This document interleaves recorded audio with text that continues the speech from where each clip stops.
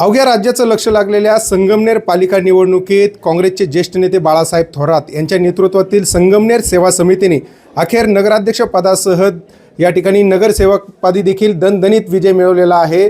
आमदार सत्यजित तांबे यांच्या पत्नी मैथिली तांबे या आता संगमनेरच्या पुढच्या नगराध्यक्ष असणार आहेत। आपल्या सोबत बोलण्यासाठी या ठिकाणी साम टीव्हीवरती एक्सक्लुझिव्ह असे बाळासाहेब थोरात आहेत।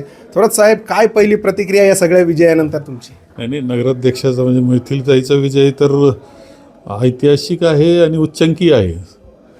16,444 मताचा आकडा हा अत्यंत उच्चांकी मताचा आहे आणि तो वर्षानुवर्ष केलेल्या कामावर विश्वास लोकांनी दाखवलेला आहे। म्हणजे शहरामध्ये डॉक्टर सुधीरजी तांबे हे नगराध्यक्ष झाले 91 साली, त्यानंतर सातत्यानं आम्ही जे काम केलं बांधणी, शहर बांधणीचं आणि शहराच्या विकासाचं आणि तालुक्यामध्ये सुद्धा जे काम आमचं होतं त्याच्यावर आता लोकांनी शिक्कामोर्तब केले की आम्हाला तुमच्यावर विश्वास आहे आणि पुढे आमच्याकडून कामाची अपेक्षा केलेली आहे। ज्या पद्धतीने विधानसभेत या ठिकाणी राजकीय परिवर्तन बघायला मिळालं, त्यानंतर या पालिका निवडणुकीच्या दरम्यान विरोधकांकडून दावे केले जात होते की आम्ही मामांचा बंदोबस्त केला आहे, भाच्यांचा देखील बंदोबस्त करून आता थोरातांचं राजकारण कुठेतरी संपलेलं आहे संगमनेरातलं। आता काय उत्तर तुमच्याकडून? एक लक्षात घ्या की राजकारण असं काही कोणाचं संपतं असं समजण्याचं कारण नाही। आमचं तर विकासाचा पाया असलेलं राजकारण आहे, बंधुभावाचं राजकारण आहे, हे तर संपूच शकत नाही।